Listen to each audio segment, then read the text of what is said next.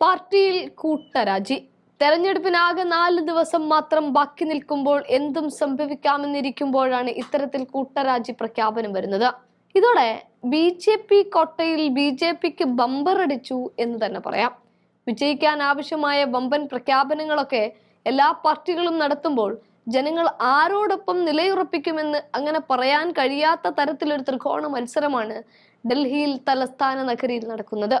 ആ സമയത്ത് സ്വന്തം നിലനിൽപ്പിന് വിജയിച്ചേ മതിയാകൂ എന്ന അവസ്ഥയിൽ മുഖ്യമന്ത്രി കസേര വരെ നഷ്ടപ്പെട്ടിരിക്കുന്ന അരവിന്ദ് കെജ്രിവാളിന്റെ AAPയിൽ നിന്നുമാണ് MLA മാർ കൂട്ടരാജി വെച്ചിരിക്കുന്നത്. ഇനി ഇത്തരത്തിൽ കൂട്ടരാജി വെച്ച MLA മാരെ എല്ലാം കിട്ടിയ തക്കത്തിന് ചക്കിലിട്ട് പിടിക്കാൻ ചർച്ചയ്ക്ക് വിളിച്ചിരിക്കുകയാണ് BJP. AAPയെ തകർക്കാൻ കിട്ടിയ നല്ല ഒന്നാം തരം അവസരം അത് കൃത്യമായി വിനിയോഗിക്കാൻ BJPക്ക് അറിയാം. അവരത് മുതലെടുക്കുന്നുമുണ്ട്. 6 MLA മാരാണ് നിയമസഭാംഗത്വം ഒഴിഞ്ഞിരിക്കുന്നത്.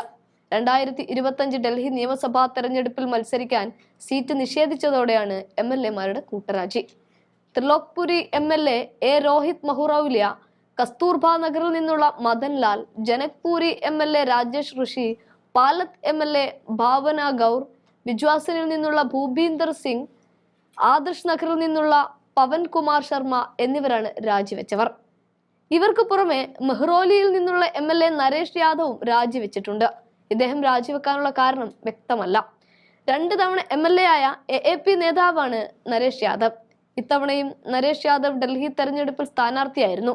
എന്നാൽ ഡിസംബറിൽ ഖുർആൻ അവഹേളന കേസിൽ പഞ്ചാബ് കോടതി നരേഷിനെ 2 വർഷത്തേക്ക് തടവിന് ശിക്ഷിച്ചിരുന്നു. തുടർന്ന് 5ാം ഘട്ട സ്ഥാനാർത്ഥി പട്ടിക പുറത്തിറക്കിയപ്പോൾ നരേഷ് യാദവിന് പകരം മഹേന്ദർ ചൗധരിയെ മെഹ്റൌളിയിൽ സ്ഥാനാർത്ഥിയായി AAP പ്രഖ്യാപിക്കുകയുണ്ടായത്. എന്താണെങ്കിലും അധികാരമോഹികളായ നേതാക്കൾ പാർട്ടി വിട്ടു എന്നതിൽ സന്തോഷമെന്നാണ് AAP പറയുന്നത്. അങ്ങനെ പറയുമ്പോഴും ഇവരെല്ലാം BJPയിലേക്ക് എന്നത് കെജ്രിവാളിനെ സംബന്ധിച്ച് അത്ര നല്ലതല്ല. ഇതുകൂടാതെ യമുനാ നദിയുടെ വെള്ളവുമായി ബന്ധപ്പെട്ട് കെജ്രിവാൾ നടത്തിയ പരാമർശങ്ങളൊക്കെ വിവാദമായ സാഹചര്യത്തിൽ കോടതി കെജ്രിവാളിന് സമൻസ് അയച്ചിരിക്കുന്നു. അത്തരമൊരു സമയം കൂടിയാണ് മുന്നിൽ വന്നു നിൽക്കുന്നത്. ഇവിടെ കൂട്ടരാജി ഒരിക്കലും AAPക്കോ കെജ്രിവാളിനോ ഒരു മുതൽക്കൂട്ടല്ല.